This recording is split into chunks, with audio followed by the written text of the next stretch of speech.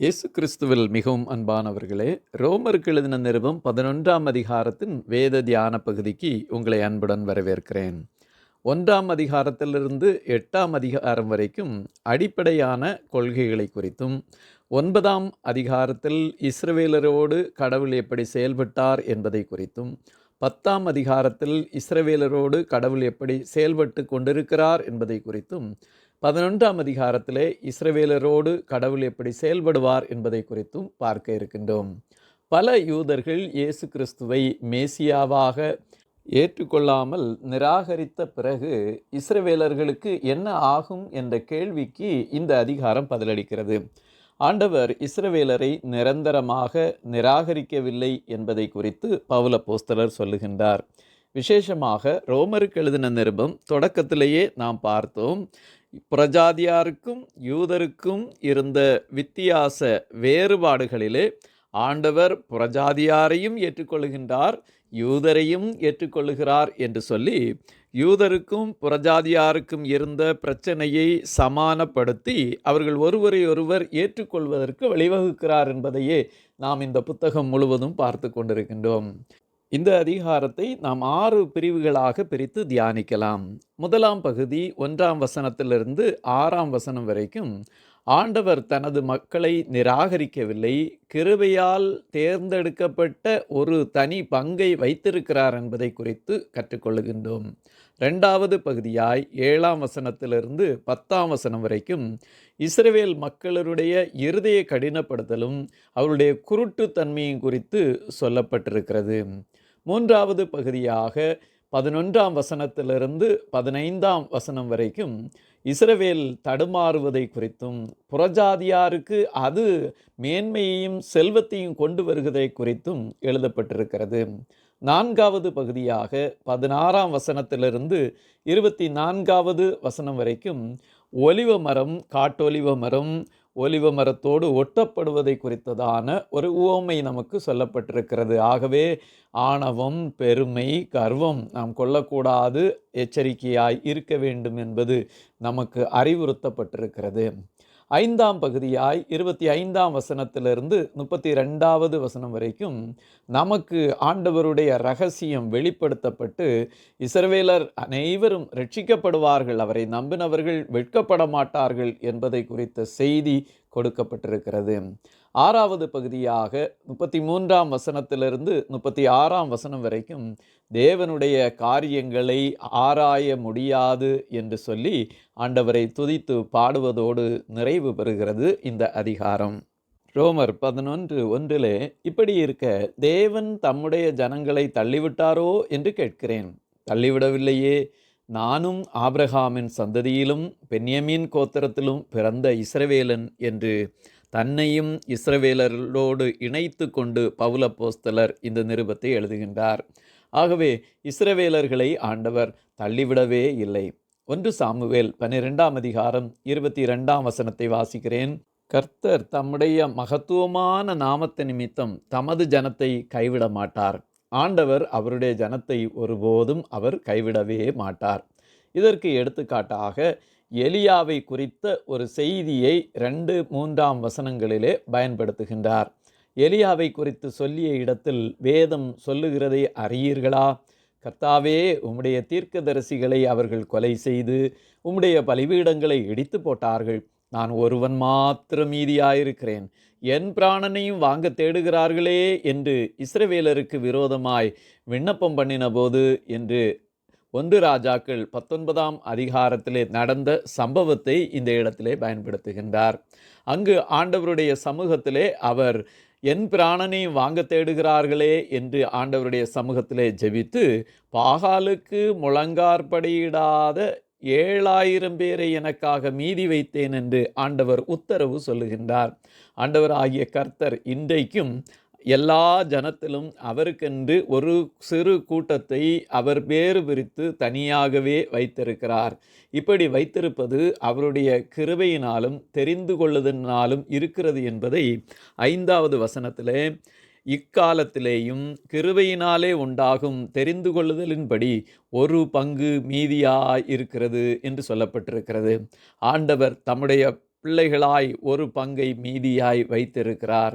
அவர்கள் திரும்பவும் கர்த்தரை அறிவார்கள். இதைத்தான் ஏசாயா 10 வசனங்களிலே, இஸ்ரவேலே, உன் ஜனங்களின் சமுத்திரத்தின் மணலெத்தனையாயிருந்தாலும் அவர்களில் மீதியாயிருப்பவர்கள் மாத்திரம் திரும்புவார்கள் என்று சொல்லியிருக்கின்றார்.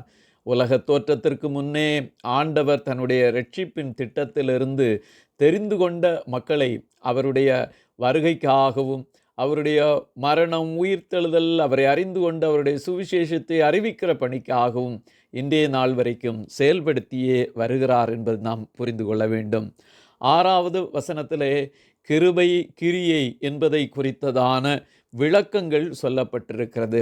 ஆண்டவருடைய தெரிந்து கொள்ளுதல் அவருடைய கிருபையினால் மட்டுமே ஆகும். அது மனிதனுடைய கிரியைகளினால் அல்ல. ஆனால் கிருபையினால் தெரிந்து கொள்ளப்பட்ட மனிதன் அவருக்கென்று கிரியைகள் செய்ய அழைக்கப்பட்டோம் என்பதுதான் உண்மையான செய்தியாக காணப்படுகின்றது. இஸ்ரவேலர்கள் தங்கள் இருதயங்களை கடினப்படுத்தி குருட்டுத்தன்மையாய் வாழ்ந்து கொண்டிருக்கின்றார்கள். ஆகவே ஆண்டவரை அறியாமலும் உணராமலும் இருக்கிறதை பார்க்க முடிகின்றது. அவருடைய இருதயம் திரும்ப திரும்ப கடினப்பட்டு கர்த்தரை ஏற்றுக்கொள்வதற்கு தடை செய்கிறவர்களாகவே காணப்படுகின்றார்கள். 7வது வசனத்திலே, இஸ்ரவேலர் தேடுகிறதை அடையாமல் இருக்கிறார்கள், தெரிந்து கொள்ளப்பட்டவர்களோ அதை அடைந்திருக்கிறார்கள், மற்றவர்கள் இன்றைய தினம் வரைக்கும் கடினப்பட்டிருக்கிறார்கள் என்று தன்னுடைய ஆதங்கத்தை வெளிப்படுத்துகிறார். இதைத்தான் ஏசாயா தீர்க்கன் 44 வசனத்திலே, அறியாமலும் உணராமலும் இருக்கிறார்கள், காணாதபடிக்கு அவர்கள் கண்களும் உணராதபடிக்கு அவர்கள் இருதயமும் அடைக்கப்பட்டிருக்கிறது என்று குறிப்பிட்டிருக்கிறார். நாம் நம்முடைய இருதயத்தை கடினப்படுத்தாமலும் நம்முடைய கண்களுக்கு கடிவாளம் போட்டு கர்த்தரை அறிந்து கொள்ளாமலும் இருப்போம் என்றால் தண்டனைக்கு பாத்திரர்கள் என்பதை இந்த பகுதியிலிருந்து நாம் கற்றுக்கொள்கின்றோம். இஸ்ரவேல் ஜனங்கள் அவநம்பிக்கையாயிருந்து தங்களுடைய இருதயத்தை கடினப்படுத்தினபடியினாலே புறஜாதியாராகிய நமக்கு இந்த சுவிசேஷம் வந்துவிட்டது என்பதை புரிந்து கொள்கின்றோம். 11வது வசனத்திலே, இப்படி இருக்க விழிந்து போகும்படிக்கா இடறினார்கள் என்று கேட்கிறேன். அப்படி அல்லவே, அவர்களுக்குள்ளே வைராக்கியத்தை எழுப்பத்தக்கதாக அவர்களுடைய தவறுதலினாலே புறஜாதிகளுக்கு இரட்சிப்பு கிடைத்தது. அவர்கள் தவறுனபடியினாலே புறஜாதிகளாகிய நாம் இரட்சிப்பை பெற்றுக்கொண்டோம். அப்போஸ்தலருடைய நடபடிகள் 13 வசனத்திலே, பிசீதியா நாட்டிலுள்ள அந்தியோகியா ஜெப ஆலயத்திலே பவுலும் பர்னபாவும் தைரியங்கொண்டு அவர்களுக்கு சொன்ன செய்தி என்னவென்றால், முதலாவது யூதர்களாகிய உங்களுக்கு தேவ வசனத்தை சொல்ல வேண்டியதாயிருந்தது. நீங்களோ அதை தள்ளி உங்களை நித்திய ஜீவனுக்கு அபாத்திரராக தீர்த்து கொள்ளப்படுகினால், இதோ நாங்கள் புறஜாதியாரிடத்தில் போகிறோம் என்று புறஜாதியாரிடத்தில் புறப்பட்டு சென்று அவர்களுக்கு சுவிசேஷத்தை அறிவித்தார்கள்.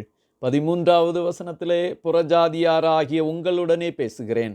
புறஜாதிகளுக்கு நான் அப்போஸ்தலனாய் இருக்கிறதினாலே என் ஜனத்தாருக்குள்ளே நான் வைராக்கியத்தை எழுப்பி அவர்களில் சிலரை ரட்சிக்க வேண்டும் என்று விரும்புகிறேன் என்று தன்னுடைய விருப்பத்தை சொல்லுகின்றார். யூதர்களை ஆதாயப்படுத்திக் கொள்வதற்கு யூதனைப் போலவும், நியாயப்பிரமாணத்துக்கு கீழ்ப்பட்டவர்களை ஆதாயப்படுத்திக் கொள்வதற்கு நியாயப்பிரமாணத்துக்கு கீழ்ப்பட்டவனைப் போலவும் ஆனேன் என்று 1 கொரிந்தியர் 9:20 சொன்னவர் அப்படியே எல்லாரையும் ஆதாயப்படுத்திக் கொள்ளவே அவர் விரும்புகின்றார். யாரையும் தள்ளிவிடுவதற்கு விரும்பவில்லை. ஆண்டவராகிய கர்த்தர் இன்றைக்கும் சகல ஜனங்களும் ரட்சிக்கப்பட வேண்டும் என்ற ஆதங்கத்தோடு இருக்கின்றார். அவருடைய விருப்பத்தை, அவருடைய சித்தத்தை நிறைவேற்ற நாம் அழைக்கப்பட்டிருக்கின்றோம். தொடர்ந்து ஒலிவ மரத்தை பற்றிய ஒரு விளக்கத்தை நாம் பார்க்க முடிகின்றது. 16வது வசனத்திலே, பிசைந்த மா முழுவதும் பரிசுத்தமாயிருக்கும், வேரானது பரிசுத்தமாயிருந்தால் கிளைகளும் பரிசுத்தமாயிருக்கும். சில கிளைகள் முறித்து போடப்பட்டிருக்க காட்டொலிவ மரமாகிய நீ அவைகள் இருந்த இடத்தில் ஒட்ட வைக்கப்பட்டு ஒலிவ மரத்தின் வேருக்கும் சாரத்துக்கும் உடன் பங்காளி ஆனதால் நீ அந்த கிளைகளுக்கு விரோதமாய் பெருமை பாராட்டாதே. பெருமை பாராட்டுவாயானால் நீ வேரை சுமக்காமல் வேர் உன்னை சுமக்கிறதென்று நினைத்துக்கொள்.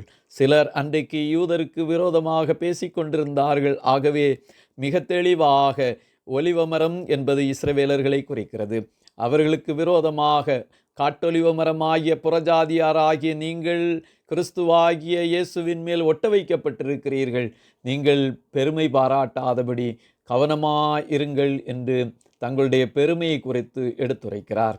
கலாத்தியர் 6ஆம் அதிகாரம் 3ஆம் வசனத்திலே, தான் ஒன்றுமில்லாதிருந்தும் தன்னை ஒரு பொருட்டென்று எண்ணினால் தன்னைத்தானே வஞ்சிக்கிறவனாவான் என்று சொல்லப்பட்டிருக்கிறது. அப்படியே சிலர் இன்றைக்கு கிறிஸ்துவை ஏற்றுக்கொண்ட பின்பு கர்த்தர் கொடுக்கின்ற ஞானம், அறிவு, விவேகம், புத்தி, இன்னும் தலைமைத்துவத்தை தாங்கள் பெற்றுக்கொண்டு தாங்களே பெரியவர்கள் என்று பெருமை பாராட்டி கொண்டிருக்கிறார்களே. ஆகவே மேட்டிமைப்படாத சிந்தையாய் இருக்க வேண்டும் என்பதை குறித்து 20வது வசனத்திலே, நீ விசுவாசத்தினாலே நிற்கிறாய், மேட்டிமை சிந்தையாயிராமல் பயந்திரு. நாம் நம்முடைய வாழ்க்கையிலே ஒருபோதும் மேட்டிமை உடையவர்களாய், பெருமை உடையவர்களாய் இல்லாதபடி தாழ்மை உடையவர்களாய், ஆண்டவருடைய தயவிலே, கிருபையிலே நிலைத்திருக்கிறோம் என்பதை உணர்ந்தவர்களாய் கர்த்தருடைய பணியை செய்ய அழைக்கப்பட்டோம். 22வது வசனத்திலே, தேவனுடைய தயவையும் கண்டிப்பையும் பார், விழுந்தவர்களிடத்திலே கண்டிப்பையும் உன்னிடத்திலே தயவையும் காண்பித்தார். அந்த தயவிலே நிலைத்திருப்பாயானால் உனக்கு தயவு கிடைக்கும், நிலைத்திராவிட்டால் நீயும் விட்டுண்டு போவாய். தேவ தயவை பெற்றிருக்கிற நாம் தேவனுடைய தயவிலும் அவருடைய கிருபையிலும் என்றென்றும் நிலைத்திருக்க அழைக்கப்பட்டோம். 25, 26ஆம் வசனங்களிலே, மேலும் சகோதரரே, நீங்கள் உங்களையே புத்திமான்கள் என்று எண்ணிக்கொள்ளாதபடிக்கு ஒரு இரகசியத்தை நீங்கள் அறிய வேண்டும் என்றிருக்கிறேன். அதென்னவெனில், புறஜாதியாருடைய நிறைவு உண்டாகும் வரைக்கும் இஸ்ரவேலில் ஒரு பங்கு கடின மனதுண்டாயிருக்கும். இந்த பிரகாரம் இஸ்ரவேலர் எல்லாரும் ரட்சிக்கப்படுவார்கள். மீட்கிறவர் சியோனிலிருந்து வந்து அவபக்தியை யாக்கோபை விட்டு விலக்குவார். இஸ்ரவேலில் கர்த்தரை விசுவாசிக்கிற அனைவரும் ரட்சிக்கப்பட்டு ஆண்டவருடைய பிள்ளைகளாய் மாற்றப்படுவார்கள். புறஜாதியாராய் இயேசு கிறிஸ்துவை ஏற்றுக்கொண்டவர்களும் ஆண்டவரோடு கூட இருப்பார்கள். இயேசு கிறிஸ்துவை விசுவாசிக்கிற இஸ்ரவேலர்களும் ஆண்டவருடைய பிள்ளைகளாய் இருப்பார்கள். 29வது வசனத்திலே, தேவனுடைய கிருபை வரங்களும் அவர்களை அழைத்த அழைப்பும் மாறாதவைகளே. ஆண்டவர் நமக்கு கொடுத்த கிருபை வரங்கள் என்றைக்கும் நிலைத்திருக்கிறவைகள். ஏனென்றால் அவர் மாறுகிறவர் அல்ல. அவர் நம்மை தெரிந்து கொண்டு அழைத்த அழைப்பு மாறாதவைகள். ஆனால் ஒருவேளை நாம் அவரை விட்டு மாறி செல்லலாம், அவருடைய அழைப்பை விட்டு விடலாம். ஆனால் தேவனுடைய கிருபை வரமும் அழைப்பும் மாறாதவைகள். அழைக்கப்பட்டவர்களாகி